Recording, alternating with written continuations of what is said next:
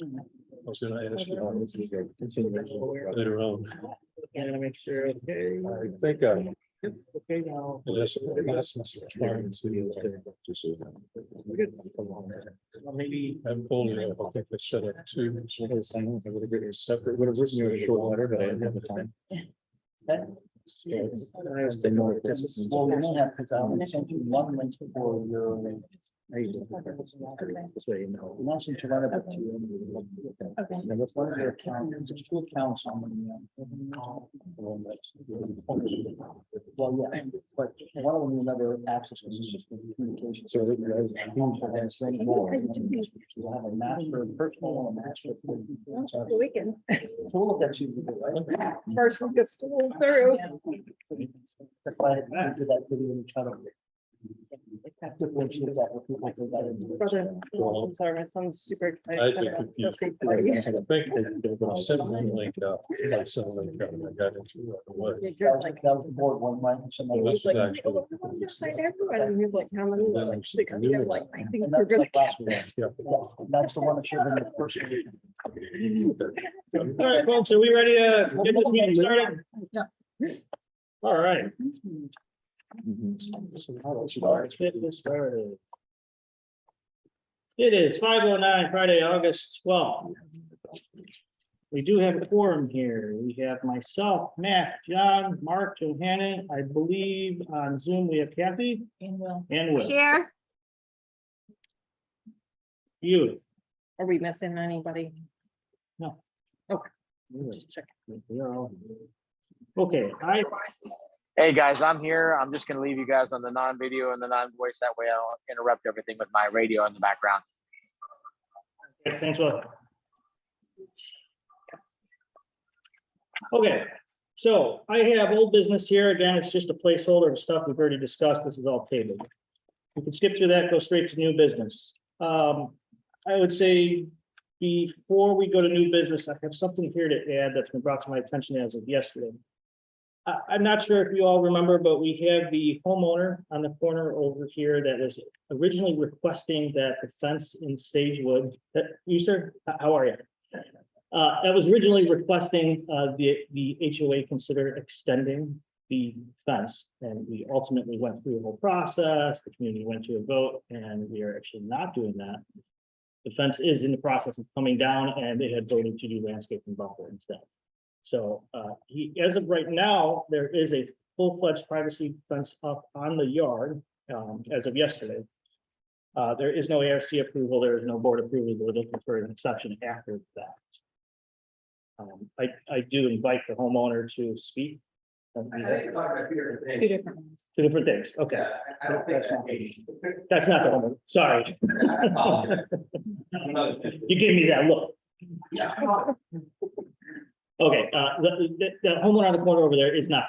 Okay, so that is the current situation. I don't know if you've all seen the pictures yet or real past it, but it is a full-fledged solid wood privacy. It's absolutely hideous, just as you would expect. And without a doubt, in my opinion, needs to. I'm sorry. You Yeah, said- there's all right, Kathy. Hi, Kathy.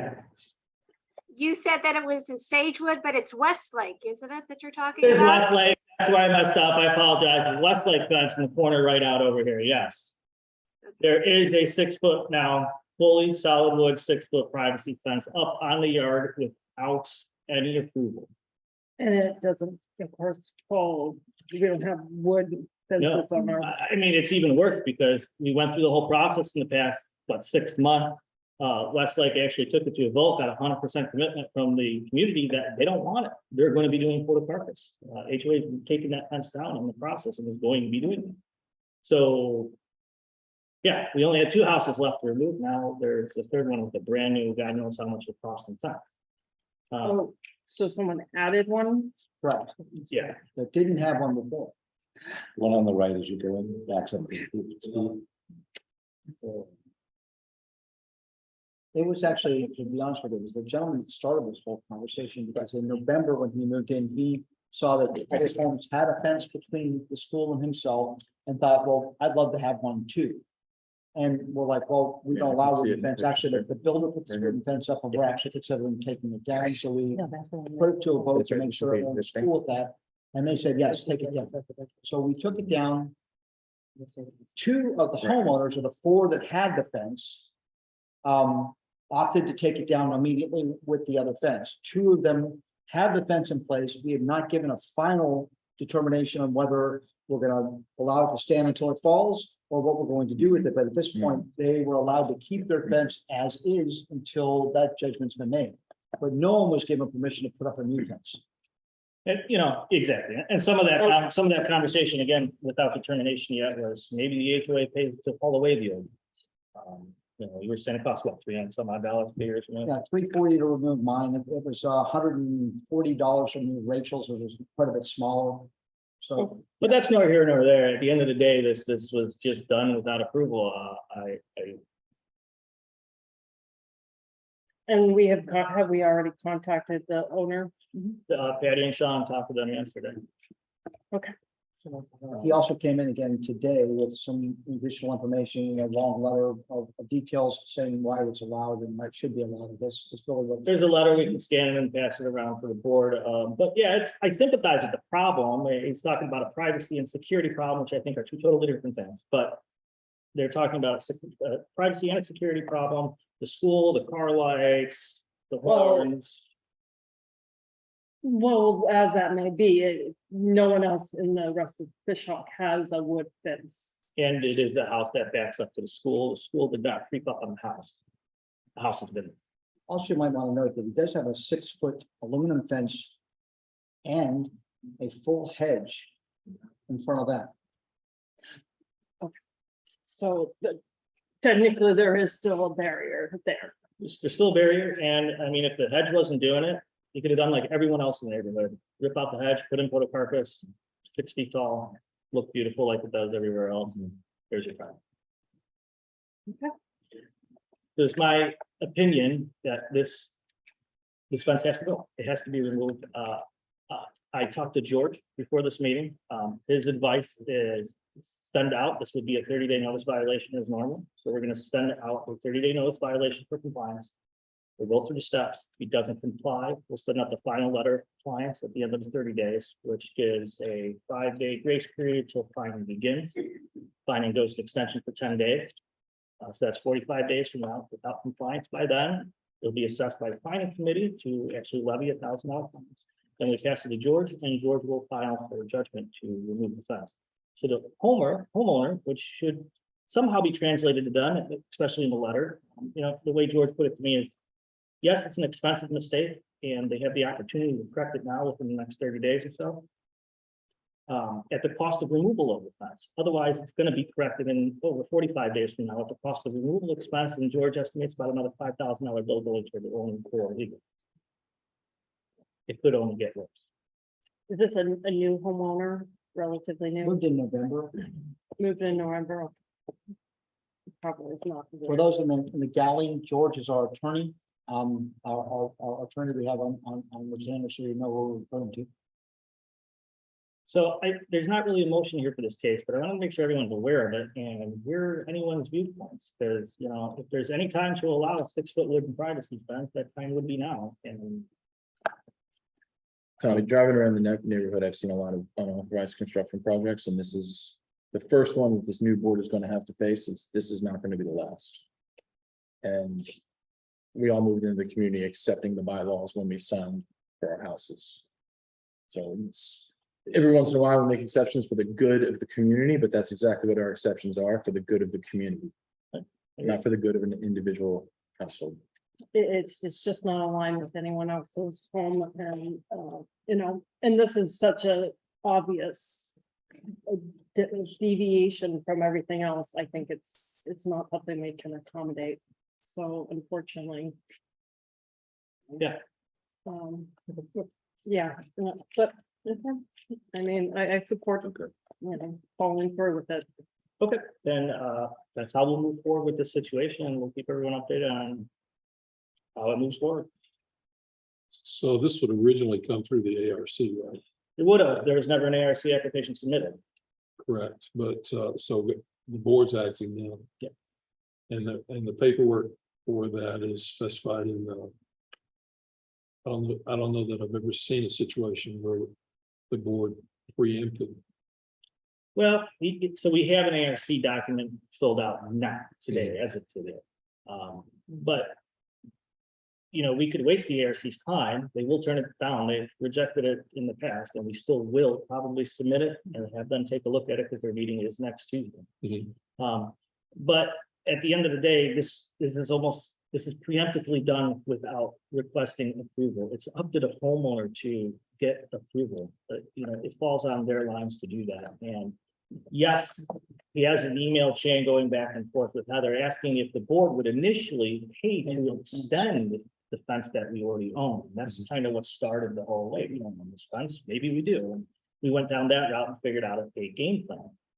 But this was clearly, I mean, you can walk here very quickly from that house. I'm available. We're all available. Facebook, we've never heard, we've never seen. He or she's been invited to the board meetings and no show. So this is just I'm gonna do what I need to do, and I did it. In And that's how it addition, feels. the committee in Westlake had meetings and presentations and paperwork that was attached to his door to support the voting system we put together, meeting at 10 ending. So he did admit while we were there that he received the paperwork on the door, which says he's not on Facebook and he doesn't pay attention to email, so that's not a good way to communicate with him. I'm like, okay, well, the paperwork's on the door. So he's aware.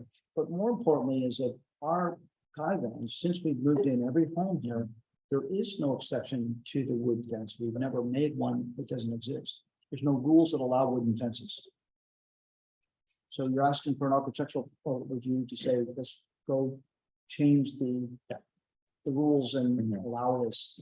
Even if you did that, I don't think it would happen. It's just a poor example of a do first and ask for forgiveness later. And unfortunately, I just don't have forgiveness for this one. So I guess my only point is the board driving around the neighborhood finding things that they think are inappropriate and then we're acting on it? Or are we going to go through a process where somebody will go through the ARC and recommend to us and then we'll act on it that way? So it's always been both. Ever since I've been here, the board does drive around and say, hey, look what I found, this isn't right. Let the CAN know, let the board know, process starts, process the same violation letters go out. This is a lot like this, except much larger item, right? This isn't someone has a sign up where they shouldn't, or someone is using the wrong color mulch. This is quite a large and expensive problem. It's going to end with the attorney, I'm almost certain.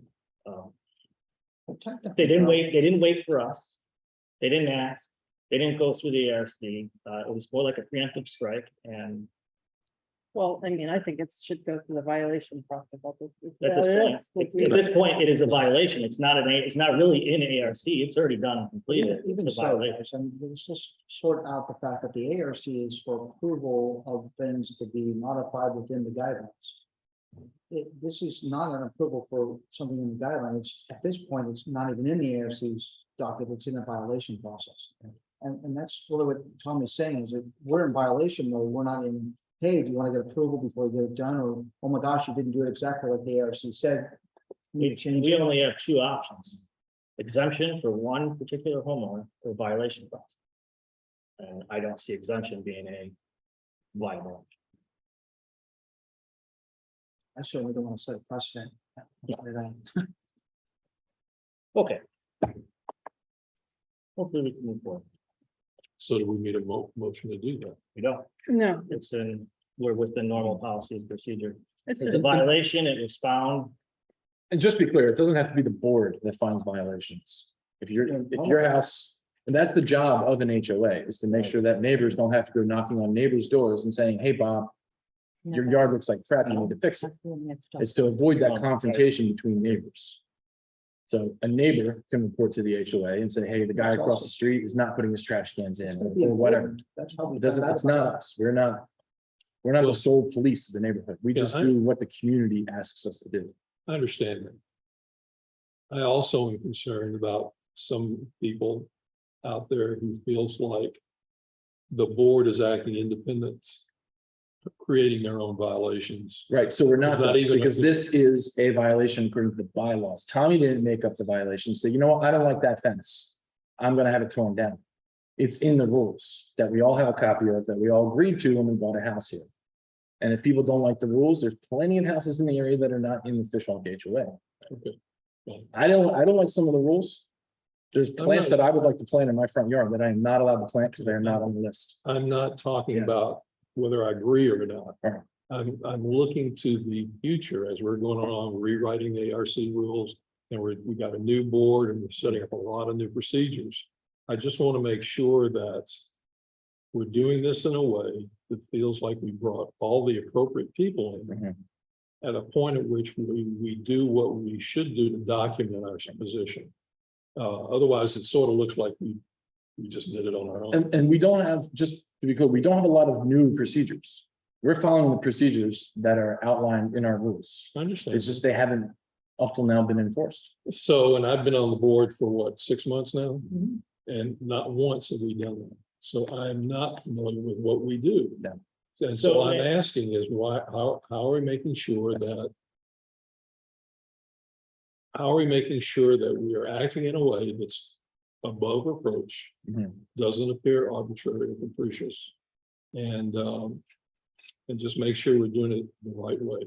So in normal, it's really, we're really right on point. In normal, the CAM would run out, do an inspection, find the fence.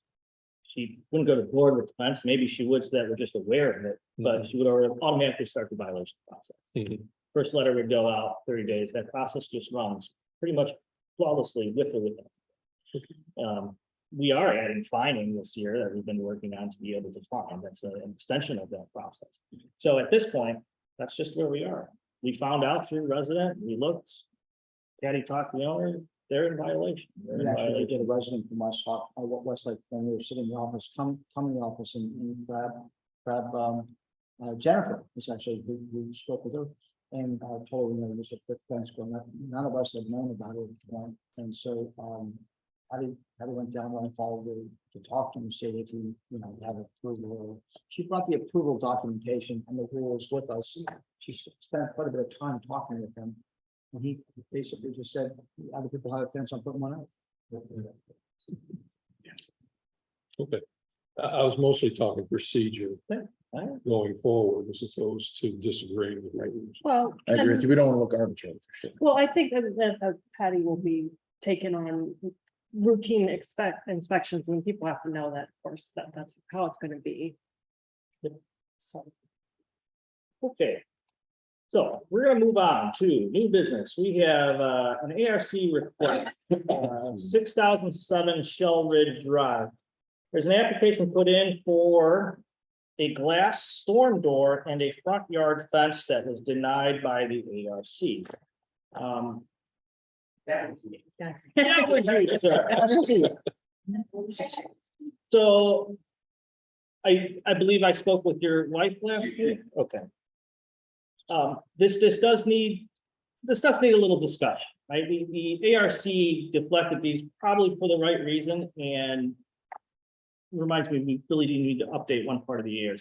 So they're requesting a front fence. Talk about the fence first. And it's because they are in the units, the homes, right up over here on Shell Ridge at the front. And it's true, even though our ARC document says fences cannot be more than 10 feet off the property line, which means you could never have a front fence. There are plenty of houses that do, and Daniel Rothrock brought up a great point at our other meeting was ARC should really state that if you're in one of those homes that doesn't really have a backyard, your backyard's your front yard, and your front yard faces CBD property, it's all, their front yards are not back to any other house. That we should just allow fences there. So I thought it wasn't. it's technically not in the ARC It document. could be a 3-foot fence. It's not written. That's the problem. The ones that are on Park Square, though, do have some fences in the front, right? Isn't that- They do, tons of them, right? So everyone's good. Where did they get approval for Right, this? And exactly. they didn't get approval through the ARC, they did it in the builder days, at least not our ARC, because the ARC. so this will be kind of in the location will be consistent with the rest of the It's neighborhood. gonna be consistent with the rest of the neighborhood. And we probably should, Daniel had perfect wording on it, I should have wrote it down, Kathy was there too, she agreed with me. there is a specific wording Daniel had for that, that should be added to the ARC. It was something of the notion, if your front yard is facing open CBD property, and he worded it quite poetically, to allow a fence there. I drove by the property. Yeah, Right in here. right in. So according to the current guidelines, Mhm. this is one of the areas that we approved with a red line. And the red line We did it for signifies, indicates where 3 foot high fence, black powder coated aluminum front yard fencing is permitted. Okay, so I didn't realize that said. That's what I thought. Nice, Matt. So, so the draft one that we had that changed is, I don't know. Because- So this was in the old version. Mhm. This was completed. They did this. But it only had half the neighborhood, Right, because only half the it neighborhood was was built done. at the time, yeah. So when we did the recent rewrite, Gotcha. logic tells us that if you can put a fence around here and here, then you can put a fence here. So, because all these here were already approved fences So in the the document. translations, we've been making some amendments that we're planning to push through, and yours is actually part of that. Does that make sense? I'm having trouble hearing. I said, we're making some changes to this. We're hoping to get voted on shortly, but because the area is inclusive of some others that are like it, yours is part of that change. So the odds are that it's going to be fine for the fence. I don't know about the other part, but the fence is. Right, so I'd probably break this up into two motions. My first motion is board that we go ahead and approve the ARC application for the fence. Is it a 3 foot high black powder coated aluminum fence? There it is, a 3 foot high black powder. So I'm an expert, but you guys want like red and no, it's not. How high is it? It's a 4 foot, like every other one. I was gonna say, don't they have a fence up already with a gate? Yeah, it's got an arch gate. I just looked at the front. I have a picture at the front of their house with a fence and a gate. That's all. That's Can not. we even make 3 foot high $1,000 fences? actually was the Yeah, they did. Yeah. We never- I did. Maybe. If they're all already 4 feet. It's all already 4 feet. well, then, okay, I said the 3 foot comes from the developers. That's what they put in there. I'm not gonna lie, I don't have a problem with the 4. I don't. I think as long as these are all 4 feet right here, right? As long as all these are red, all these reds. Most of them on the walk there are 4 feet also, correct? They are. Yeah, most of them. I'm pretty sure. they are. I just wrote it down, so right before the meeting. well, Pretty sure okay, they so are. maybe we Yeah, just and update call these. it Table height, I mean, it's like a walking fence and 4 foot's about up here, you know, it's not a big difference, but. Oh, I got we got some pictures. we got a color print. I haven't, what I was saying is that if it makes. if our restrictions say 3 feet, but everybody else is already 4 feet, maybe we should just change it to say. That's what I think ultimately. This is cool. I'm talking to the board liaison. Sorry. Board liaison. What do you want to do? All right. So do you want to finish that motion? Do you want to make a motion? It's not working. Well, I'm a Yeah. little confused. Is a homeowner asking for approval of a fence that's already there? The homeowner's asking for approval for a front yard fence 4 feet high. Correct? But they have a fence and a gate that's already there. In the back and the side, is that it? I didn't look at it. You give me a second, I can. Yes, please, come up to the bench, please. Yeah,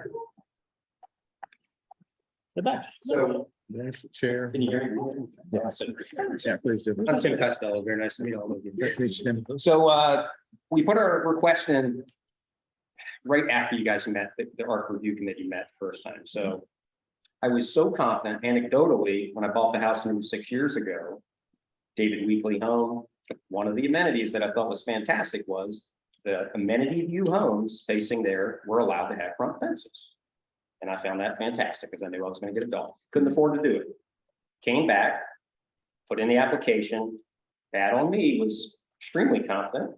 If there are these homes down here that I know have been there, the fence has been there for 6 years at least. The 4 foot fence, I was overly confident. Now that I could afford it, that we would get it done. After it was laid out, we decided not to have them install it until it was approved though. Came back surprised to get the denial letter. Called them that Friday when we found out. I couldn't get in touch with them. They were already out of the office. They were scheduled to come out on Monday. Again, overly confident, bad on me.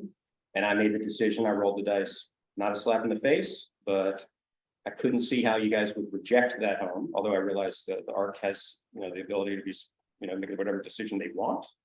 I was pretty confident that I didn't want to lose the money that would have to reschedule them, and that's why the fence is. And if you see it, I think you'll find it quite attractive. I had to have saw it. I had to have just got a photo of it, yeah, it looks fine.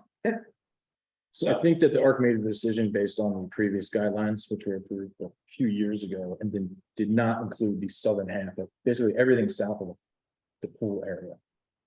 And So, in light of the fact that we're revising it to meet, like the future revision will include his fence, and it would be fine if it was under the future revision. I think that it's fine. okay, they revising that to 4 feet. Yeah, well, yes. Are there any fences that are colored red here that are 3 feet? I would have to go out and. I don't, Sure, I honestly don't. We have red fences. No.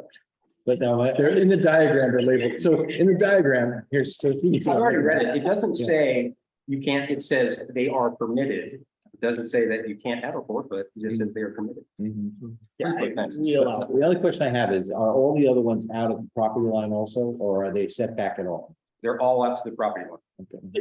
I probably had been looking at the neighborhood. I literally, right. That was the only I question just I wrote had. down there, so. Yeah, that was great. Well, the property line's right where the sidewalks start and start. No, they're in, Yeah. so some of those bushes are CBD bushes that are. in front of the Yeah, houses. most of them are. So, yeah. That was the only question I had. Yeah. Well, So it's already in. It's in, man. It's in. I'll Looking for a post back. I'll take it out if you want me to. What I want to do That's is I want to go around and just walk all these areas, just to make sure there's no 3 foot fence button up against a 4 foot fence or vice versa. We have a few of that in there. If they're all, well, It's not as. In the smashing is good. right, then that's a good thing. Right, in other parts of the neighborhood, you're allowed to have 4 foot, 4.5, or 5 foot. So you got, some of this. So some of them butt up there. Different needs too. So according to the original documents, the only places that were actually allowed to have 4 or 6 foot fences were the ones that butted up against the retention ponds along the waterfront.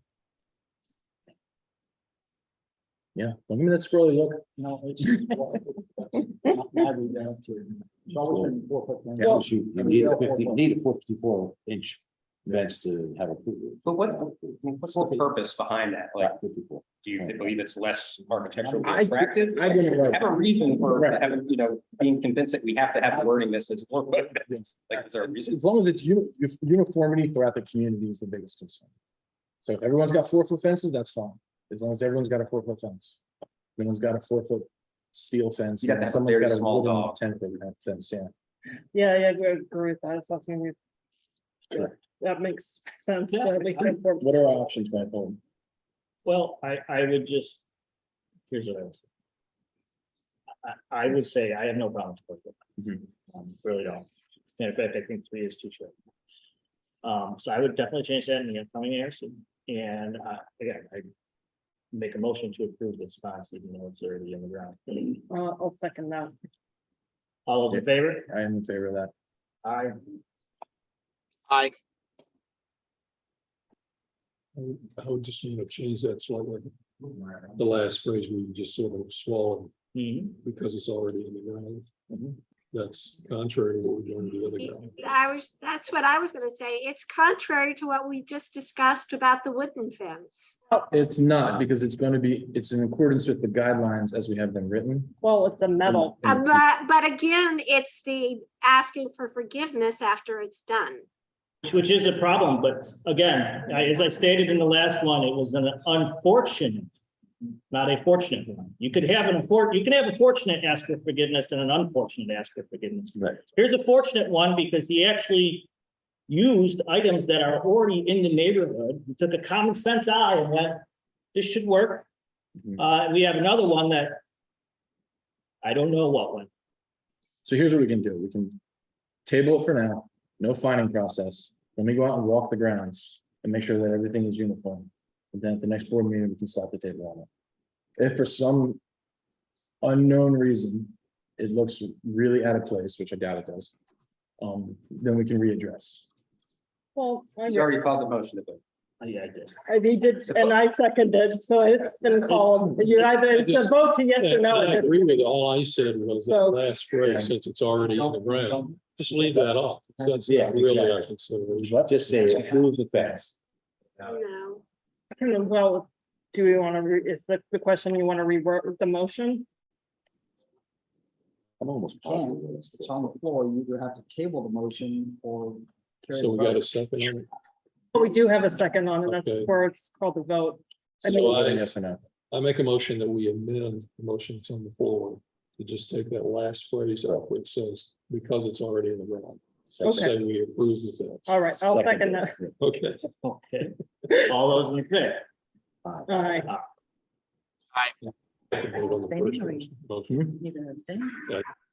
And Mark, I walk there pretty regularly. I think most of the fences are good.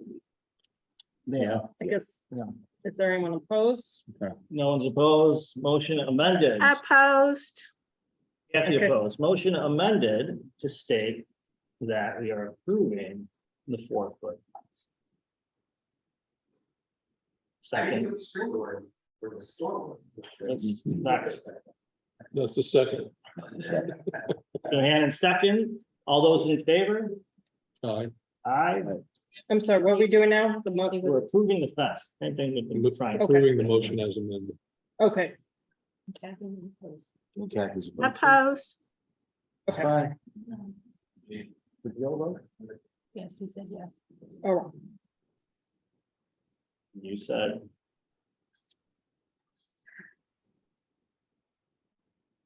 Say your name. I'm not opposed to the fence as long as it matches. Does it match? We're splitting here. I'll excuse myself from the meeting. I'll break that down. Well, we did last one.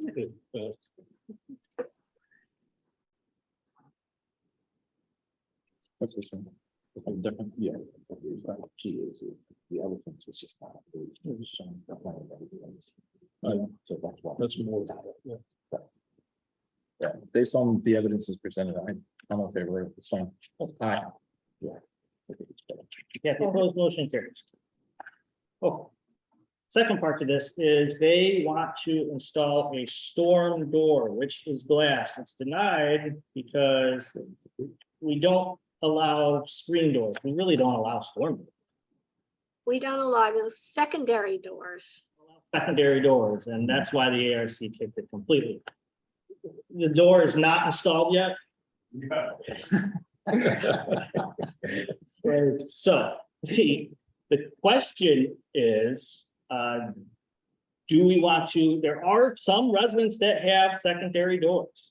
It's not like no one has them. They do have them. They will go through a violation process. They'll have to provide paperwork that they were approved to keep them. Can I just correct one point? Sure. So the supplement that the board puts out, I didn't see anything in there that prohibited security or storm doors. And in the actual fish hall architecture we got, the wording is, and this is best I can remember to the quote, but it says storm or security doors will only be approved by the art if the trim is of the same color as the door itself. Now, unfortunately, you guys approved my wife's yellow door, so a little joke there. Thanks, you guys didn't approve the painting of the house. I hate the yellow door. Oh. So unless we have to, I do not want to paint that white trim. But again, it's not a screen door. It will not, cannot be converted to a screen door. But even if it could, I'm requesting a security door, a storm door. That's for your glass. So I didn't see anything that prohibited it. You just mentioned or prohibited it. Well, we're looking right now for actual worded verbiage. I don't know if it is prohibited, but they're always denied. I can give you the page of the actual architectural guidelines, the supplement references. It is page.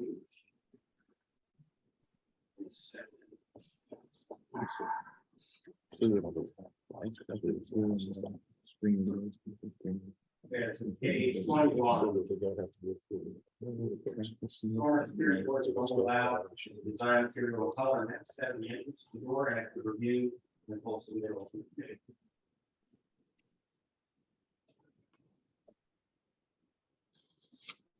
There is a provision for glass doors. in here. There might be a provision for it, but I can still tell you the We ARC, have a glass door with a sun stone, but it's not secondary door, it's a glass door. yeah, glass door, but not a glass stone or a second. That's the thing.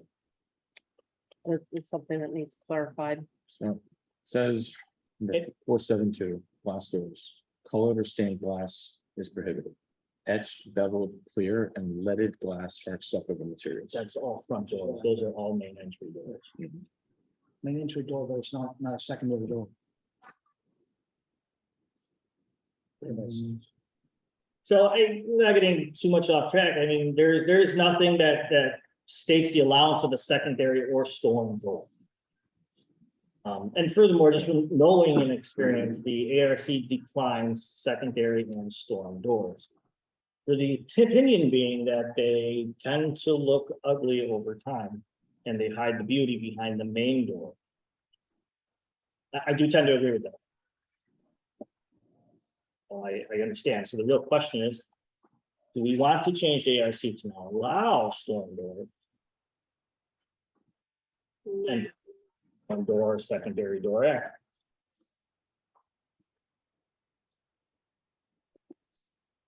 Sir, what was the article you were citing again? So the supplement that you get out references the fish hawk architectural view guide. Mhm. I think that's a video file.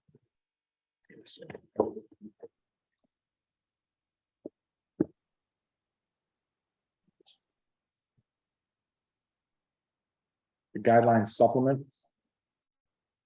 That what you're saying? Well, the document that we had up is the supplement, right? Yeah.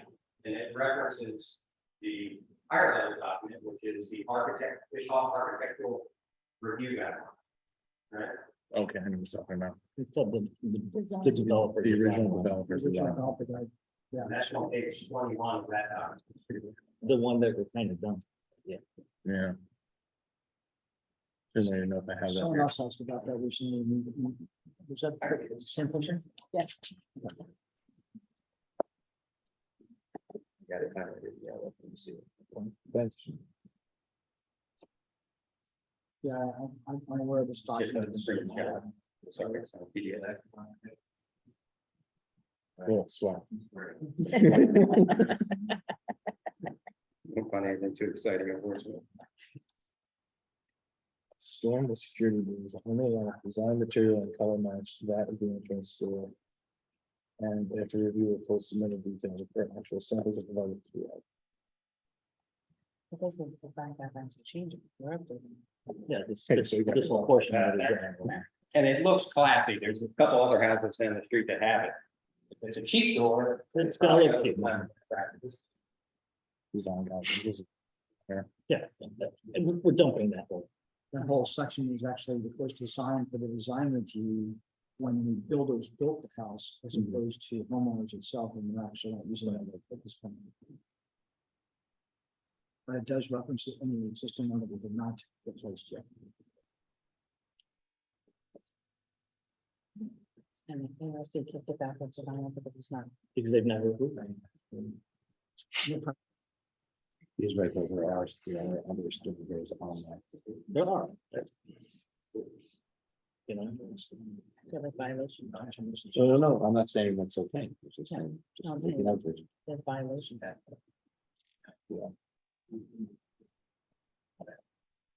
Okay, so what do we want to do?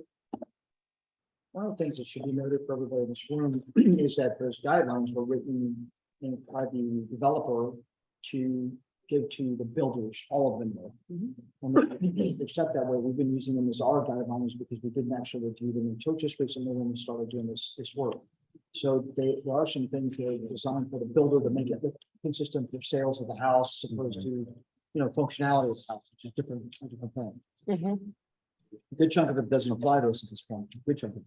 So the what's in place right now, because we haven't approved the new ARC guidelines, is what we really ought to be responding to, right? And we are at this point, that's the whole point. Okay. Because it's in place, we have a new place with anything else.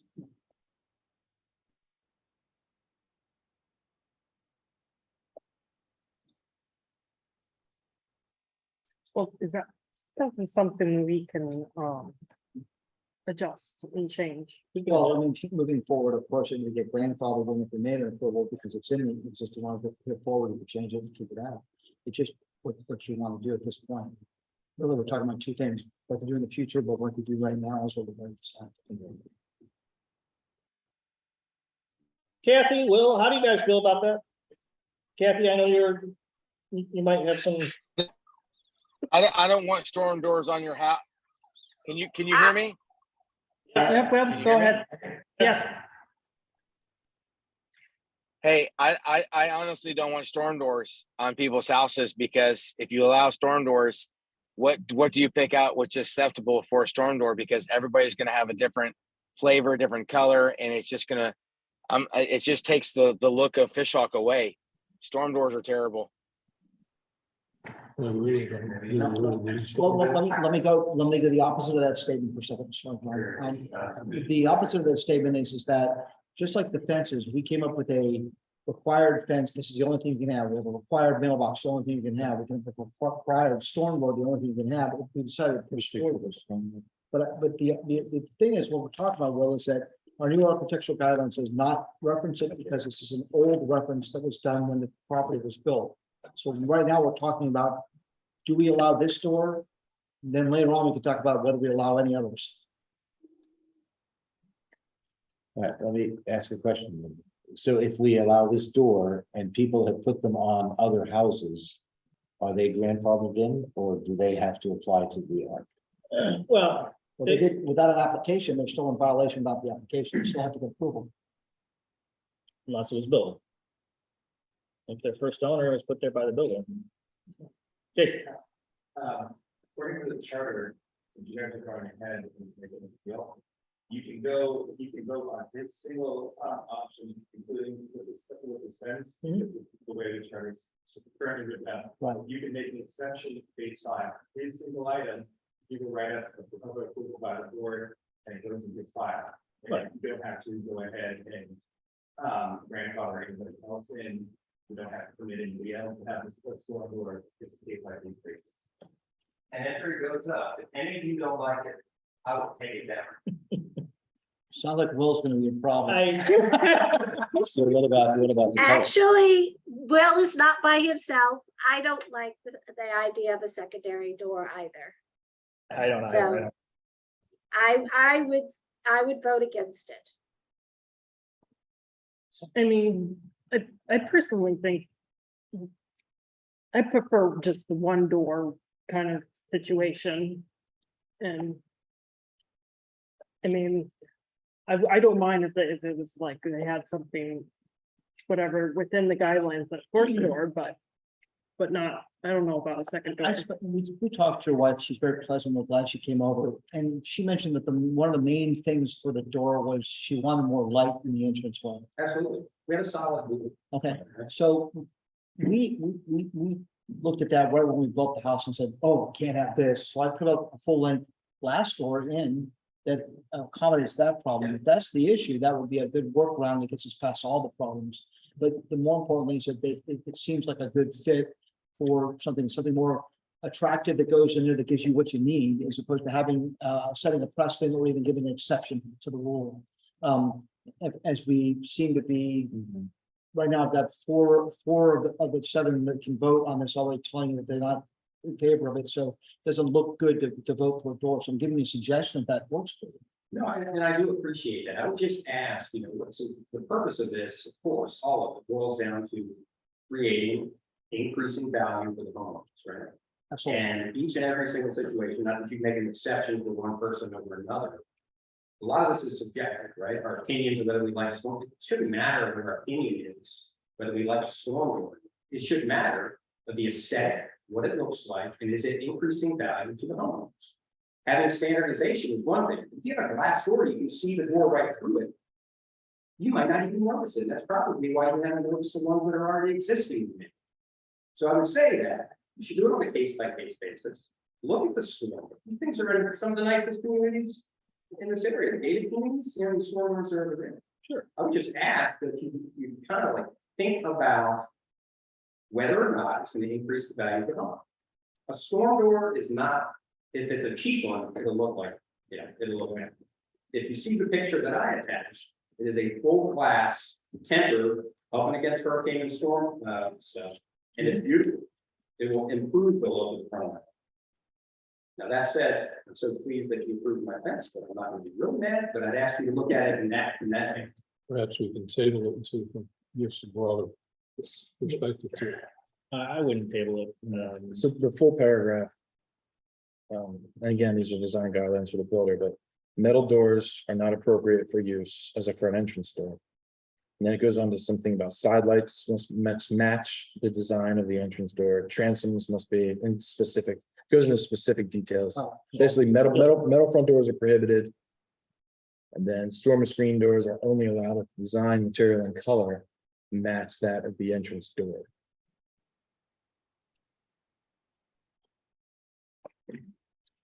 All right, well. We have two problems here, and trying to separate them makes sense, but the reality is they're not separate, so. It probably shouldn't be. Do we want to allow storm doors first and foremost? Well, I think if we were, I'm not saying that we would, but we have to be very restrictive on what we allow. So pick the material, tell them what type of allow.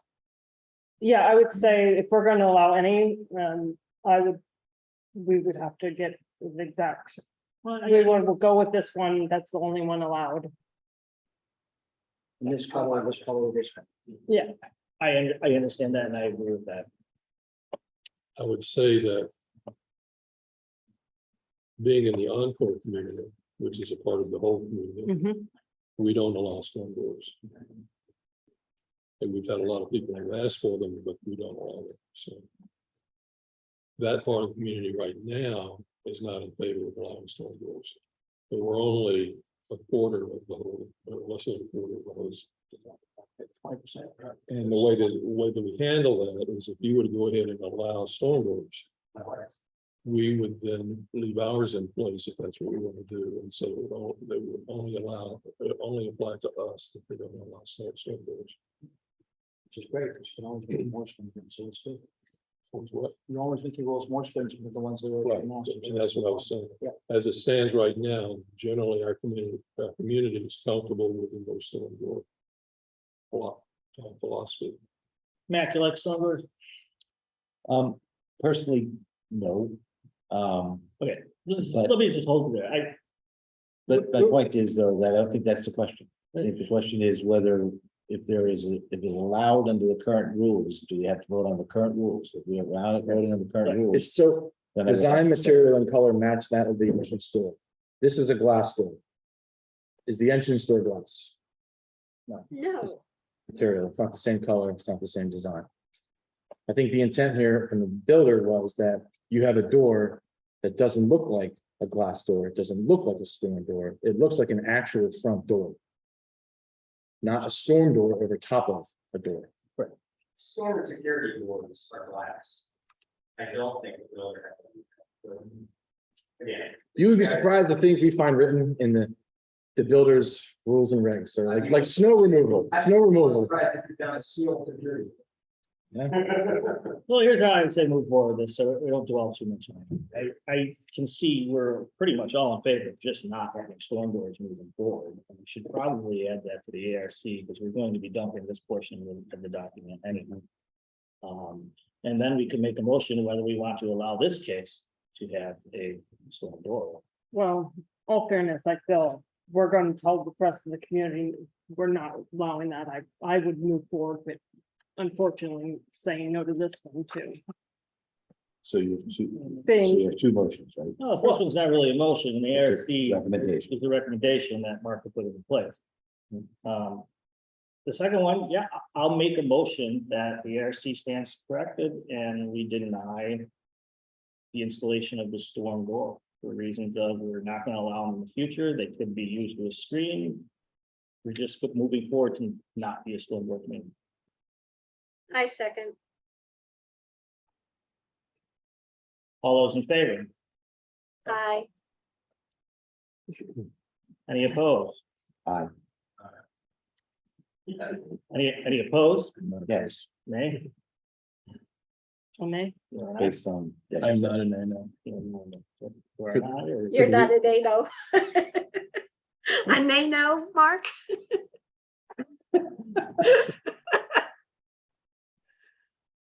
Okay, so we have one nay? 6 ayes? Okay. Motion carried. Sorry, sir. I know you wanted to go the other way.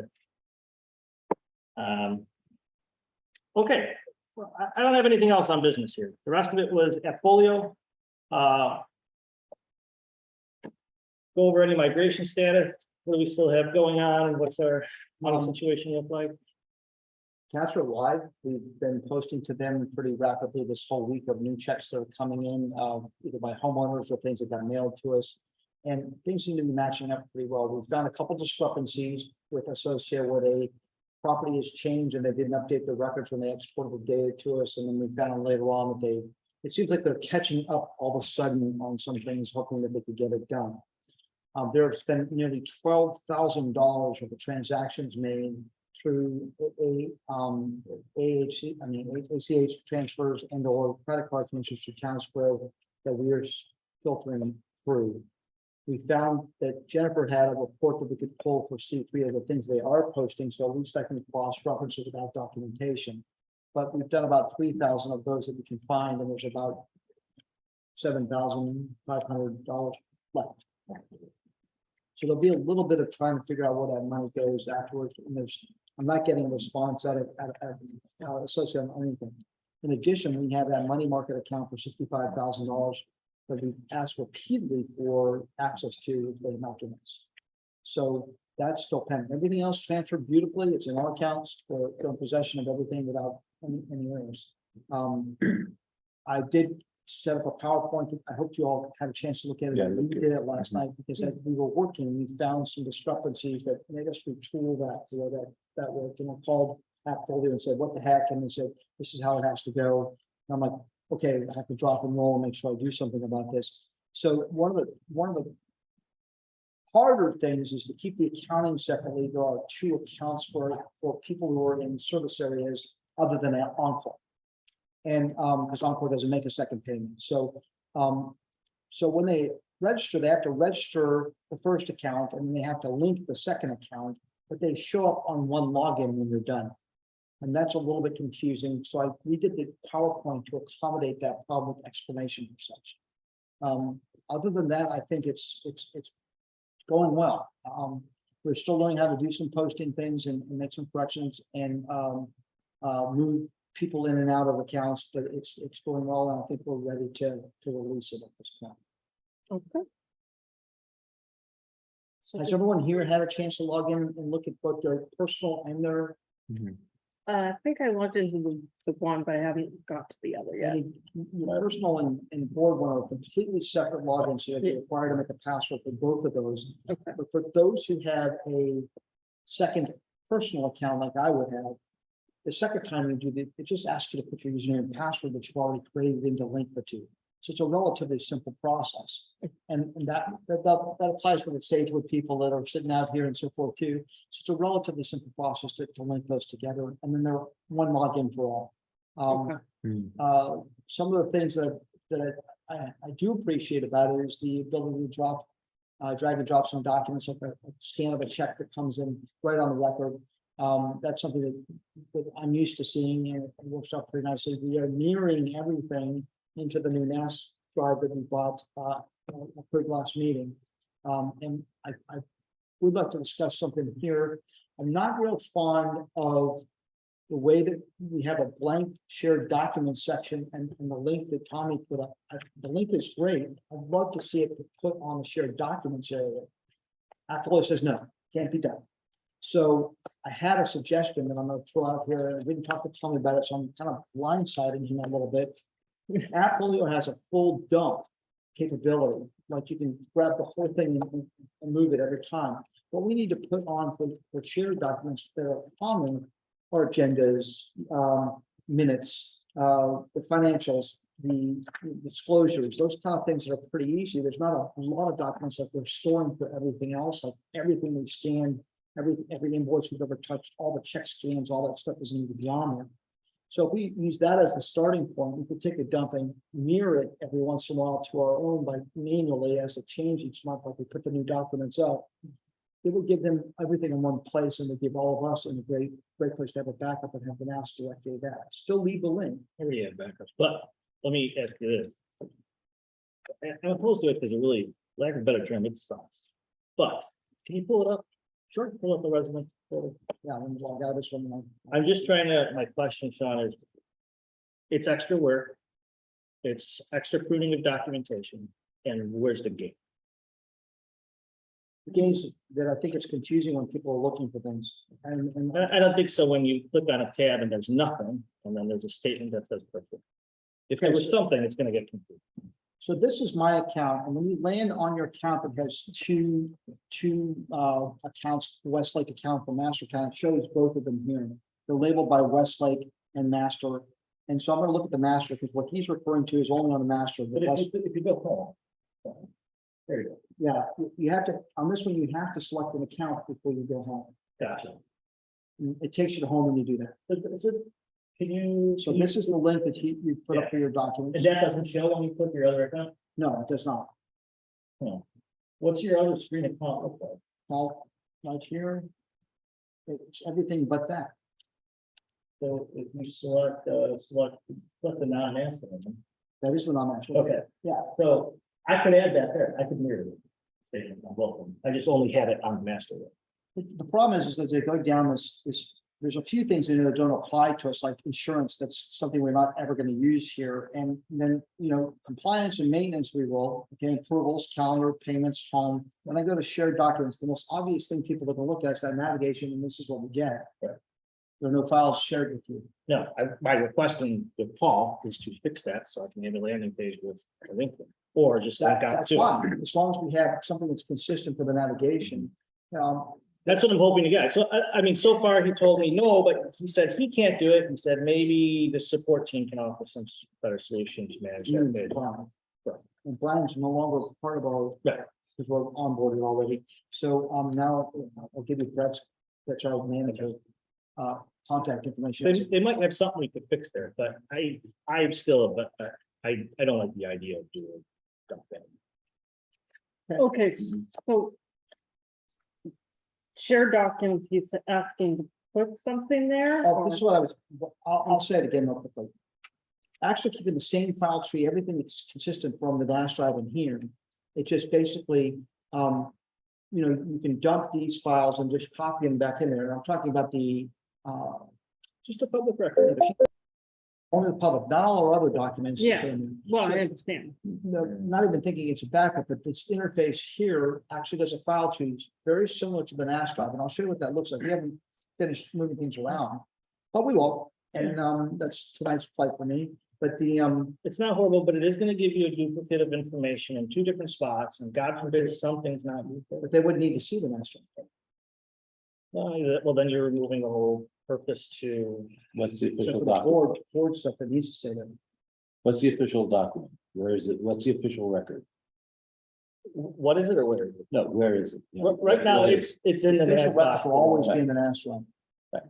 Always. And I kind of like using that direct access to it, if it's. So this is the NAS Right. drive section. that we're going Then into. it doesn't interrupt it. And it's I know this very well. It's something I'm used to, but it's a little cumbersome for some people who don't understand file trees. And it's folders and file trees, like stick it together in your computer. So it needs to be cleaned up. We're working on that. But other than that, it's not terrible. It's not great.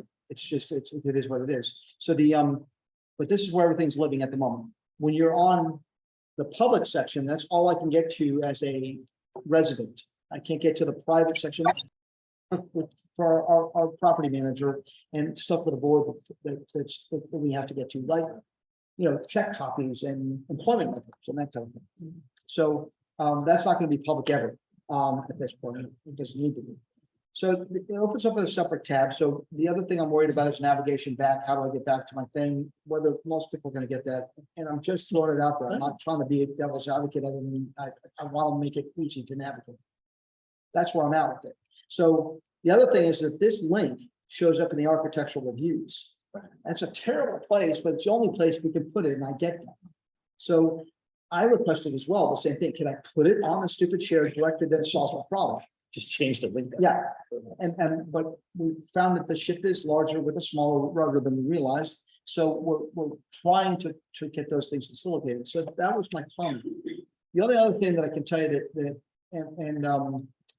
that comes about is we've gone through the whole compliance thing and putting this in, and we've added a new go file me file that's a second step to get out of this. They go to this and they fill out a form, hit submit, and they have to go back. They can do that as well. This is where the documents are. This is in the compliance section. Got the documents listed first. Yeah, so. Yeah. This is still a little bit in the works, but Yeah, no, but this is what I was trying to say. Not the process of submitting the new review. It's the fact that the documents link is here and it seems logical to click it. And now I'm into our documents as opposed to the review. So that would eliminate that and take that off there because that cell that we're looking at is the same one that's on the home page. So it's mirrored on the architectural review. It's just a little bumpy for the only reason I accept it the way it is because anyone who's ever done any type of website editing or correcting, this is such a stupid, easy fix for any web developer, even non-web developer, that I don't see them not correcting this for us in the near future. It's just, it boggles my brain now. But out of the gate, it's everything's first impression, you know. Yeah. Yeah, out of the gate. So that's my complaint. And otherwise, I like the app. I think it's got some great things to do about it. We're learning the accounting side of it better each time. It does have calendaring. It has a great place to make your payments here. You can certainly get into it very easily and move around. It's set up auto pay is right here. Your full balance is right in front of you. Everything's kind of at a dashboard kind of look to it. Much better than the other one we looked at and used in the past. So we've got, probably I would say call it an 88% tile, something like that of what we want, pretty much.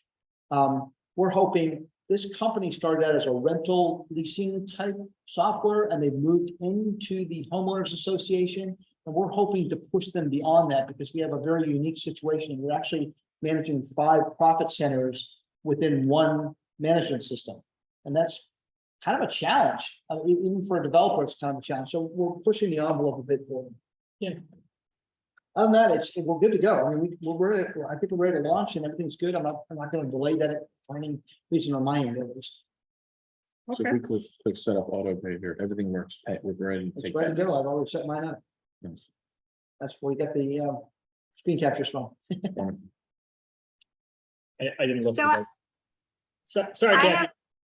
I just have a question, status question on, Tommy, you were going to reach out to our former attorney and get the source documents on his invoices. And also, where do we stand on source documents from our friends at Associa? No reply from associate. I can tell you that. I don't know about. I have no reply. I got 2 calls in, one to Shime, Kelly's attorney, and one directly to Kelly with an email. I've got no response back from either.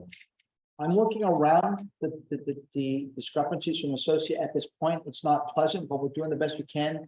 It's good that we have still an associate employee in our midst until the 1st of the month, and she has access to C3. They haven't turned it on. Without that, we would be lost. If you find out we really need this ledger, I would recommend George reaching out for the ledger information. He's probably going to get contact while I'm getting ghosted. I would love to have access to the other bank account that has 60. Exactly. That's associate. huge. Yeah, I was thinking Kelly. Yeah. The ledger part of it, I'll explain for everyone that's in the room, is we found that when they posted some of the charges for collection last time, they were posted, but like a few of them, but we don't have a source document to tell why or what is supposed to go to the account and what's supposed to go to our legal fees. And so we need that document to figure it out. it's been ongoing. I don't think anyone's ever noticed it until I started going through the onboarding of this line by line, and Jason's helping, Jennifer's helped to do that. So we're finding some things that are problematic, the best way to say that, right? But at a minimum, it needs to be transferred to our care so we can figure it out. Correct? Yes, and so the other issue that we've had with associates is that they scan documents into the town square portal and then they shred them right afterwards. So there are no source documents, which is not supposed to happen, but we found that out in this process. They're supposed to give us the electronic dump from town square of all the documents. Then we'll have to weed through them with a rake to find out what's going on. But other than that, we had the accounting for each account. The balances are correct. Transfers came over fine, and we had the money in our possession with the exception of one account. So it's, again, maybe an 86 percentile of where we want to be, but it's much better than I was expecting. So I'm knocking on something here. How about that? Right, but I would second Tommy's statement that says, I think we're at a point now where we should have the lawyer send them And I'd agree with and that. address all the issues. There's two I levels. think- Right. Yeah, Cool. we've been dragging this part on long enough that I do think George needs to be involved. Okay, Because, come September 1st, they're gonna, associates are gonna wash their hands and say, we're done with you people. Yeah, come that day, then the C3 access turns off. Jennifer has no way of looking at what they're doing, and I don't have access to anything to try to rebuild this. Right. It would be terrible. So we need to preempt that as much as possible. how about we do this? My suggestion is, let me try to get a hold of TJ Monday morning to see if we could get what we need from associates on by Monday evening. Let me also get a hold of George and have him get a hold of Kelly to request a ledger information. And if I need Kelly to intervene come Tuesday morning with associate, then I can direct George that way as well. That works. Okay. But we Okay. need to move and we need to get. Swiftly. The reason I say hold off, sometimes TJ responds. Yeah. Sometimes I get a hold of him and he gets on it and we just get what we need. And sometimes he responds to me, but I think there's a couple things we're faced with that he doesn't have control over. He doesn't know how to answer the question, like how does the dump happen and how do we get the access? He's sent associated. I got some tentacles in places, their main office being in Texas, but there's a guy named Mr. Patel who gives the account access and he has no control over it. And so he sent a request, he copied me on it, so I know it exists. It's just not happening. My concern, and I said, we're gonna do it, but my concern is, I really want to press TJ on getting what he can, because if he really can't get, for lack of knowledge or whatever reason, then we're gonna be spending money to have George try to chase a man who doesn't know how to get the information in the first place. No, I think he gets in touch with Associate Maine and says, That's what he whoever it does, is, right. send a letter to the president and say, you have $65,000. You've not turned it over and you haven't turned the documentation that you're required by law to have. I agree, So, I mean, that's, and then it's just, it's just a waiting game. but at this point, I think that's what we need to do. Okay, Yeah, I mean, Monday is the 15th of August, where the clock is ticking. Annette should be back from her vacation. Wasn't she gonna just be gone for a week? So there's another point of contact, but it needs to start getting escalated. We've played nice as long as possible. Yeah, I'm there with that. I would do like a formal approval to send out the activations, and they have to be done in waves because of the things. So I've kind of made a plan for that, but I'd like to do that. In addition to that, we have 700 and some odd registered users that don't have emails in our system. So I mean, this is not going to work for them. So we need to send out a mailing to them to tell them how to pay us. 18? Sorry, Did you say 18? 718. Yeah. 718. So the so units, really, does it remember, I can't know a different number, but units or residents? I'm just going through unit accounts. Unit accounts, okay, so we have 719 that have. I'm we have just no trying to additional. find any, because if they don't have any email address, that's what wants to come up. And so I'm get rid of the duplicate accounts that we're talking about, that's what's left. So that's quite a few. I mean, that's. Yes, we need to get that out. So Yeah. you're saying 718 out of the 1,238 units? Would be correct. So essentially more than half. Would be correct. Okay, So that's a Fix that, they significant need- number. Her and get their emails on file, right? That's the easy part, yeah. if you call all of them, but how are you gonna communicate with them if you don't have an email address? Do we have phone numbers, by the way? We have some. Because I can do the auto dialer like I did last time and Oh, see if we We pick have up. some phone numbers. I can go through that database and take a look. But we do have some phone numbers and we don't. Usually when we don't have an email, typically we don't have a phone number with it. Usually they'll give us both when they're in. We did add some today when people Yes. came in that we Every saw. time I try to have added any new owners, I'm trying very hard to get both The information. estoppel comes in with only their name, which is something we have to try to control. I don't know what associate is doing, but I've never seen an escrow process go so poorly in my life. So we have to give them paperwork to fill out and give them the packet that we need to and have them return that paperwork. That's what for the request before we actually give them what they need and charge them $150 for processing so we can get them in the system. Now, some of these people, we had someone come in today, moved in February. She says nobody ever told her who to contact or whatever. I know it's kind of a cop out, but I believe that she didn't know. It's not that she didn't try to know, she just didn't know. Okay, so going back, do we need a motion to approve funds to send out the mail-in? Is that what we need to do? I'm just I know, it's action item. maybe, $300. Sure. Or, I mean, it's a lot of Well- walking this weekend. Yeah, I but mean- but I think you have to have it on record, right? I don't know if just dropping it Well, off. is gonna okay. be- So we need a motion to send out mailing to the residents we do not have. we could, but I have two things. If we do it through AppFolio, it'll be a record that mail was sent. So if we do the letters through there, and we select the units, we print. If we have emails, right? But No, it doesn't, it accounts for physical mailings as well, It does. If they have an Appfolio account, which they do.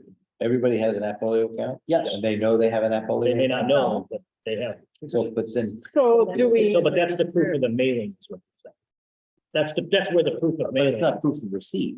No, If the person doesn't have an Appfolio account, they're not getting that letter.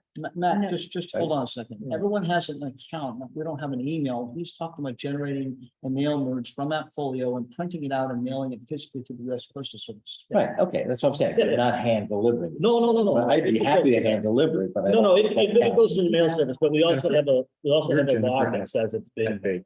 Right, got it. So that's what I was recommending is I'd have to flag these accounts, but you couldn't send to all of them because of the way it searches this, right? So in any event, we would want to try to send, we have to send them something saying this is the new address, this is where you can mail a payment. And then here is a link to our new application if you want to link out your account information. But somehow we've got to get their email addresses to get them on that folder. Well, I mean, also the consideration, we might want to consider that some of the emails that we have might not be up to date. And that'll bounce back to right away for us and we'll see that. They're up to date as You want far to set up as email going out? our office kept track. Okay. Because we imported them and then we merged them from a spreadsheet that she's been keeping track of everyone's emails address. It's as up to date as it's been. And I can tell you from the email blast that was sent out like 3-4 weeks ago, it had no one unregistered from it, and it had like a 99% open rate. So it's pretty Yeah, my close. wife Very got it, accurate. and got on, the account balance is correct, and, so we've checked. So as long as the person then went and opened, we're assuming everything, that's good. Yeah, just for everyone's sake, I mean, I'm probably regurgitating stuff that the board already knows, but as we went through the process of validating, we did 5% sampling of everything that moved in and out of the system. In other words, validated one record at a time against the other record to make sure that there was no imports and no problems. We did find a couple issues that were caused by changes that happened after the export from associate, but we manually corrected those as we found the errors. But 100% of the balances came in correctly with no errors. So we didn't find it. Had some name errors is basically what it comes down to, with the name that changed to protect the innocent, so to speak. So going back to the action item that we're in consideration is we need to mail out to make sure we can get the email accounts and that people are accessing portfolio. And they need that. And I think the phrase needs to be, and you need to access that folio, because that is the communication, exactly- not, Okay, would you please, you need to do this because that's how we're communicating. Yeah, email this address and give us so we can add you to the database, and there's a manual activation button. She can send to each person as they give it to us. My gut tells me I can easily do an auto dialer and whatever numbers. we have. Yep. My gut tells me work on the auto dialer Monday. Let's get the rollout Monday. Let's look at where we sit Tuesday or Wednesday and see what our now offset numbers are. Okay. And definitely do a mailing, at $300. Can let me just In check. the meantime, how I'm many also have gonna a make a phone number. Facebook post. Yeah, of course. Yeah, and Right now. And on the Facebook post, Mark, I might recommend to say, and if you. Right. If you know, talk to your neighbors. If So, you know, Here's what I wrote. Residents of That's Fish Hawk Ranch West, your new HOA management program Appfolio is set to go live on Monday.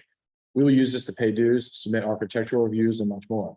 You will receive an email with instructions on how to activate your account. If you do not receive an email by close of business on Monday, August 15th, contact Jennifer in the front office at jennifer@fhrw.org immediately to get your account updated with an email address.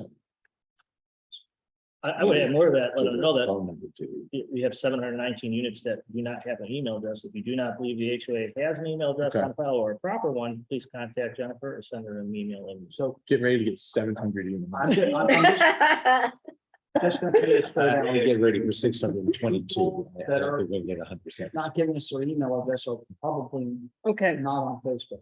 so I know it's, we're probably right. Maybe. Maybe. So that's why I think you Do need to we- say, okay. ask you- if you know your neighbors, you know, speak to your neighbor, just pass the word that Yeah. you need to do this. I'm also hoping that the 719 that don't have emails, hoping at least check I think that. that's phone less than number. 20 that have phone numbers. Okay, so do we need a motion or not at this point for the mailing of those that we do not get? I recommend we do it so that the authority is there so they can. just Well, we execute them. spending the money, I think We from need a the motion to previous spend the money. thing, we said that we have I to, don't, where. Right, but I think we need to.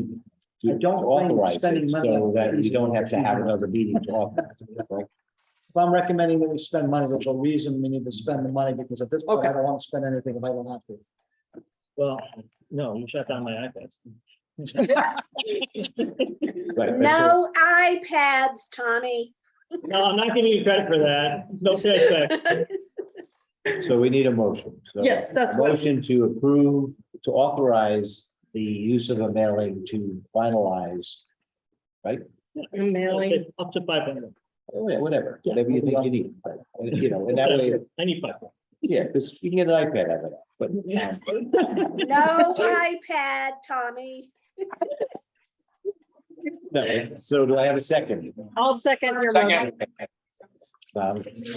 Get it happy. I'm done. We got a first and a second, so you just need to ask for a vote.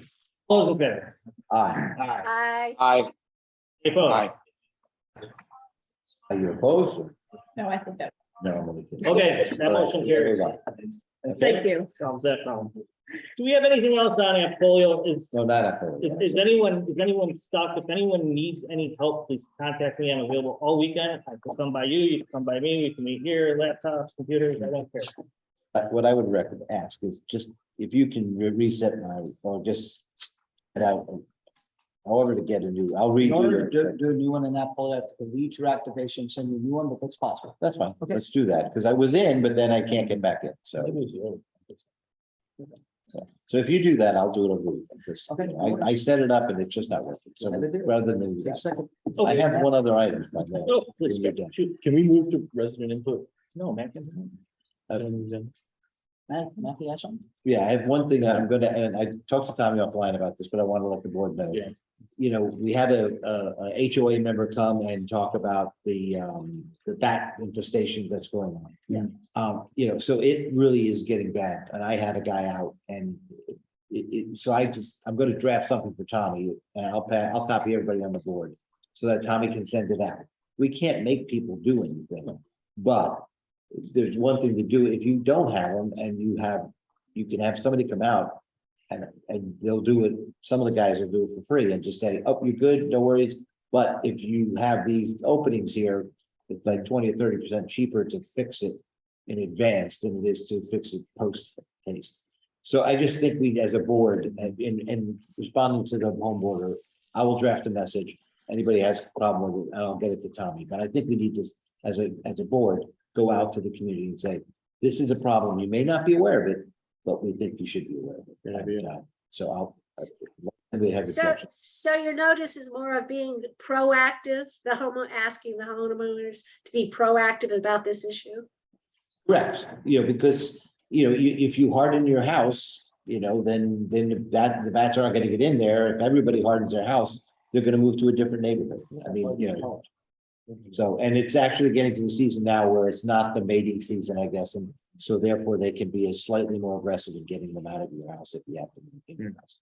But, I think it's a great, I think that's great. okay, just want to let you know. That's it. And All right. whatever happened, what was the status on that Scouts Eagle project? I don't know. I've replied to the email. I haven't heard back from him yet. I can reach back out. I have a feeling it's not for a while though. I have a feeling he's just starting that Eagle project, could be 6 months out from now. But I can find out. His mother's in the troop and his father's in the troop, so I can find out. And I'll Okay, bring it thank up I'll bring it up at the next CDD board that we have this ongoing, but we may need to put it on their property but I've been told that's really not gonna solve the problem. If they're going to your house, they'll go to your house and forget about it. Let's sort of 50-50, but I think it's all we got. No, I don't think it hurts. Particularly if you put it out in the public space. If you put it in your yard, you're attracting it to it. Okay, All right, resident input. Anyone have anything on Zoom here? Jester.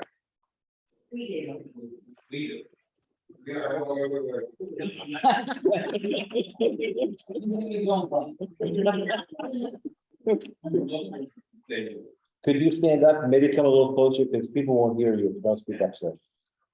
First question, did you see the photo of that? I sure did.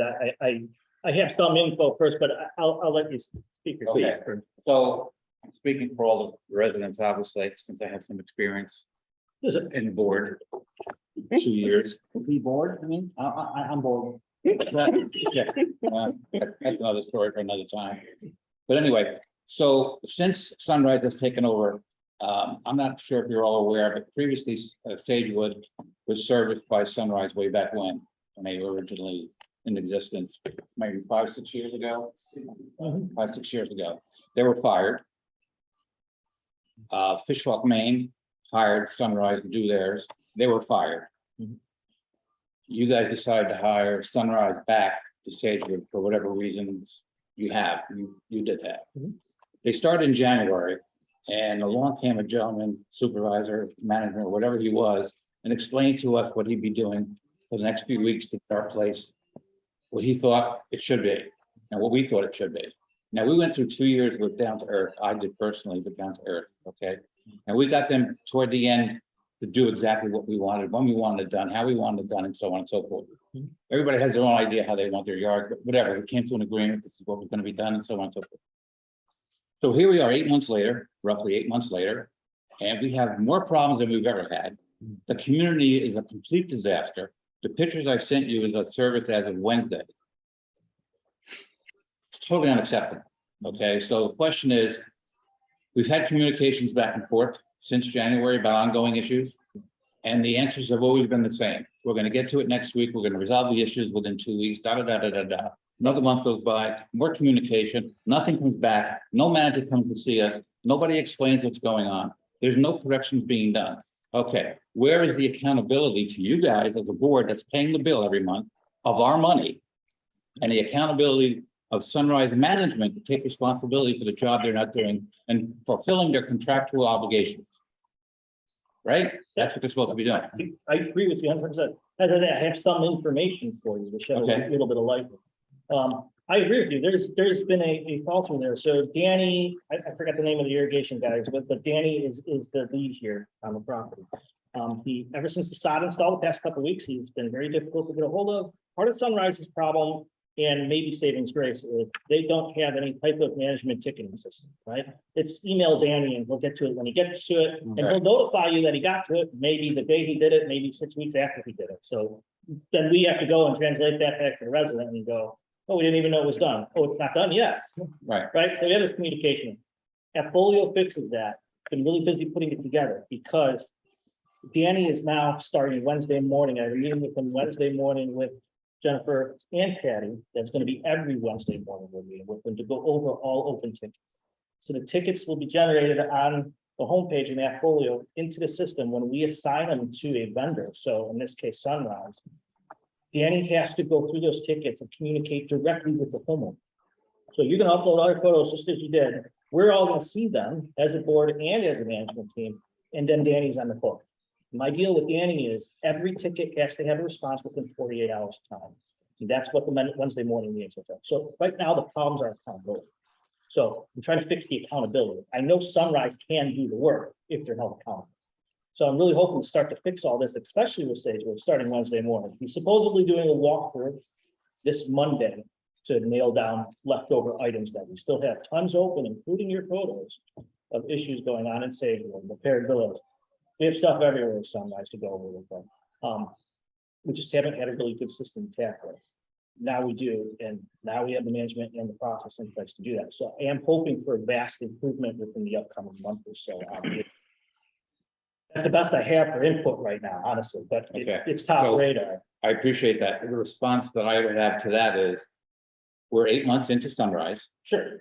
and we still have this accountability problem. Right. Now, because you're gonna be sending emails back and forth and making work orders out and having them respond in 40 hours, whatever, doesn't necessarily anything's gonna get done, because that's what we've been dealing with the last 8 months. But It's Jeff, always Dan. Let me just say one more. Mhm. It's always been Dan will take care of it. Dan does his walkthrough, which we never see. He made an initial walkthrough and made all these promises to us, what he was gonna do in just a matter of a month. Again, be patient and we'll take care of it. 100%, but that's not acceptable anymore. That's been acceptable up to this point for a few Okay, reasons. so now- We had a management company that wasn't really on top of it like they should have been, right? We as a board then were really busy turning all this upside down and bringing it back internally. So now there's accountability, right? That's not acceptable. That's not acceptable. If Danny can't complete these tasks with noted with a, a note could be, I'm working on it, parts are ordered, it should be here Monday. Okay, that could be unacceptable depending on what the issue is. But the point is, we have no accountability. So right now, when we get blasted with all this stuff, and Danny may have done some of it, may have not, we have no way to hold him accountable and say he did it. And that really is the problem with any vendor. Well, the accountability, I mean, should be in sync with the contract that you signed. It should be, but who's holding that sync? You guys, We're not. I know you're not. Right. That's exactly my But problem. look, you even know when we're done, like we won't walk on the property and. I walk- These things out. Ask these people if I walked that property once a week. Absolutely safe okay? here, but you never walk by my house, you never walk, No. you can't get it all. Well, your house is not serviced by Sunrise. But Sunrise services the whole community. No, they don't. Brightview does the main. No, they we're don't. talking about CDD. For over 8 months now, they've My been area, servicing they the service whole all, community. yeah. The Okay. main reason we went with Sunrise for that is because we had such problems with having too many Individual different companies. landscapers Right. tracking them all down. Oh, no. The idea was, even if we have problems with Sunrise, we'll ditch and we'll get another company, but we're gonna get the company to do a whole community. This way, we're managing one vendor, here's your open tickets, here's the problems, why aren't they done? Are there financial penalties built in the contract? I would have to, I have no clue. No. No. No. It's a probationary thing. We put them on probation for 30 days. If they don't fulfill their obligations or responsibilities, they're gone. No, I attended the last CDD meeting, and the CDD landscaping contract is also struggling very heavily. And so they're actually going to get their lawyer to get in touch with them. So I think pending Wednesday's meeting, we may end up moving along that line, and I mean, it was widespread. It was, I have a note here, it was too many, so I couldn't even write down all the problems. They had like literally 50 to 60 problems. And I've seen multiple things too, so there's certainly some review here. There's more than just the fact that we're having communication issues, which we're trying to resolve for this, and so we can keep the accountability on. But there's other issues, and I've seen it in multiple areas, so there's certainly something that we've discussed here, and it's not being taken lightly, Jeff. No, I know, I understand it. It's a management problem within the company, Sunrise or whatever landscaping Yes. company you hire. And the problem is that they're either not properly trained or told what specifically to do with each community and what we expect to be done according to the contract, whatever it reads. So the problem is, if these workers go out and do not know what to do, have not been told what to do or given examples of what to do. They just go out and do whatever they want. Basically, we have a lawn mowing service that we're paying, how much, $6,500 a month in that neighborhood? And what are we getting for it? A lawnmower service. But I understand. I mean, I can hire a lawnmower for my I'm lawn. with you, trust me, ours is the same. Same problem. Randy mulch, Yeah, and it's still weak. how many thousands of dollars did we spend for that mow? They're mowing it. They mow over it with the big lawnmowers in the tiny areas and spread it throughout the lawn. And in 3 months after you just did that, it's gone. I hate hearing it, but I love when I'm hearing it, because again, if it's not in a ticket system that I can see, we cannot put the squeeze on them. So here we'll be able to plug all the stuff in, we'll be able to put the squeeze on Sunrise, and if they don't comply, 30-day probation. We'll get someone who will do it. Cut it. From what you guys have said, excuse me. One landscaping company does the common grounds, and then there's another that does, Not anymore. oh, What? so Sunrise now does. Sunrise, if you're, Sunrise does everything for the HOA property. The CDD property is still done by Brighton. Yeah, so there's two. And that's our retention problem. And the Encore has a different. Encore I'm sorry? Yeah. Is bright. So yeah, Jeff, I know it's frustrating. I know it's frustrating for Sagewood. I don't really think it's not on the plate. It is. Just have to get a way to correct it. Because the current function over the past 8 months was emails, and that just doesn't work in any. Or text. No, I mean, it's an easy out for them to say, you know, when you write me back, Just charge up here, charge up. Yeah. Thank you for the budget, so you don't like that. If you drive by in town, there's anywhere from 6 to 14 people out there. That's awesome. Every day. I'm glad that gets you. And we don't have benches. Yeah, we're gonna take that bench and move it somewhere else. It's only a 6-month thing. and move it around.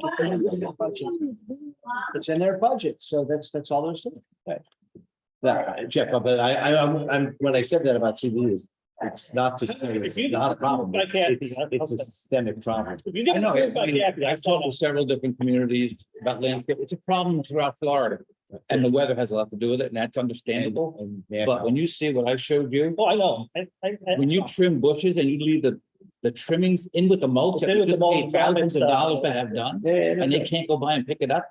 The residents have to go out and Yeah, pick up the their own trimmings. CDD, they're not even. So just to get a little more detailed on what I believe the current problem is they're overwhelmed and underemployed, but part of the problem is just like the branches. So another guy was supposed to come and pick it up, didn't happen. They blow it. They come with a blower and blow it back. onto The the one mulch. guy didn't even do it. It was the same thing with the irrigation. They put down the side, the irrigation guy was supposed to come back to pop the holes for the sprinkler heads. Didn't do it. Didn't do it. Didn't do it, or did it 4 or 5 days too late. So they have an issue, and again, it's very hard to track and hold that accountability when you text them and a day later response, go, yeah, we're getting you. Okay. Now I gotta track that text. No, No. I think your ticket item is a way to say, It's this way. or this nothing. ticket's not been closed, and therefore, you know, we're So- piling up. The and problem is you have no recourse to say, listen, this month, last month, and the month before, the job wasn't done correctly according to the contract. We're withholding your $6,500 a month That's true. until the conditions are improved Here, according to the contract. here we'll have some recourse with documentation. No. Sure. Is that good? I'm sorry. Yes. Well, I'm sorry, I can barely hear you. Is that going to be replaced in my yard? A lot of those guys have dead saw. So, and that's, it's funny, I'm sorry, I'm not laughing. It's funny because I literally talked to Danny maybe an hour, I was driving here for the meeting. And I don't want to get in a fight with him yet because I need to meet with him Tuesday and we can see how things go. But he says, yeah, we know there's a lot of sod that's failing and not looking really well. We're gonna wait it out if we have to replace it. Now, I wanted to reach to the phone and say, we're not waiting anything out, get new sod out and fix it. But I gotta play my cards right. Gotta wait. I'm gonna meet with him Wednesday. But trust you me, yeah, that's gonna get replaced. I'm not saying we're waiting on this. It's dead now. It died in like 48 hours, right? And that's part of irrigation problem. You know, he's gonna try to blame sprinklers and the residents not irrigating properly. They have access to the irrigation. So, but yes, that's gonna be the goal. They have to fix, and we paid for it. They have to do what we paid them for. We didn't pay for that. So one Well, of the the best things, cure is the financial recourse. No, That's your best answer. If we legally can do it, Pardon? if we legally can do it, if the contract says you Well, can't do you that. can now because you already signed a contract for a year, right? But we can then go into the cancer. Yeah. That's probably. So I'd like to make a suggestion that we consider. And that is, I met with, because I'm having trouble with my new yard, it's crapping out on them. And I live in Encore. So I got in touch with the extension, Florida Extension Group that covers this area. Susan Haddock came out and met with me. She looked at my yard.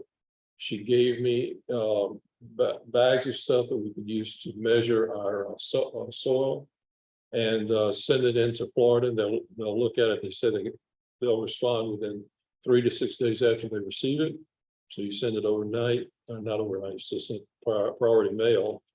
So in my case, they'll be working on it Monday, so hopefully I'll get my information. So that gives us sod information about what's going on underneath the soil information that's going on underneath the Right, I sod. understand. Because sometimes that's part of the problem. The sod on top of it's fine, what's underneath it is not. They also do an irrigation audit. All this is free of charge. They also do an irrigation audit. So they'll bring experts out, look at your property, look at how it's set up. You know, whether it should be sweeper, whether it should be area, you know, make sure you got good coverage, and they will not do it, but they will give you the audit to help find the spots that aren't getting enough moisture. And they have other things that they can do as well. You've already Is that individual property or do they do a community? To them, the community are a group of individual properties. So they don't come in, they'll come in and talk to the community as a whole. We had them come in a few years ago with Encore. And they did a great job, and they came around to some of the people who were having big problems, helped them specifically, others didn't have them come back. As the overall, for our common area stuff, we had to look at that, and that helped for a while too. So the deal is that this is a resource that's available to us at no additional cost, and it's connected with the Extension Institute as part of the University of Florida. And it's something that they do on a regular basis. They're nice people. They'll come in and listen to your problems. I mean, my issue is I was hearing 4 people tell me what's wrong with it. Every one of them was telling me I didn't have enough water. Well, crap, I'm sitting out there watering 24 hours a day, and they That's the keep easy telling me answer. I have Yeah, no water. That's the easy answer You to know, every landscaper. And Water. what she told me when she was out there, she said, there's this area right here, everything is flowing downhill, because I've got if you know my house here, it's sort of a small hill. All the water I'm putting on it's flowing to that area. I don't have the same style, St. Augustine you have, but I have a similar style. And basically, it doesn't need much water. So if I'm watering up here and it's going to end up down there, this part's dying because it's got too much water. And this part up here is dying because all the water went down there.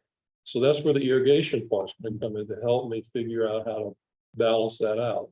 In addition, my soil issue, I have one spot right in front of my lanai.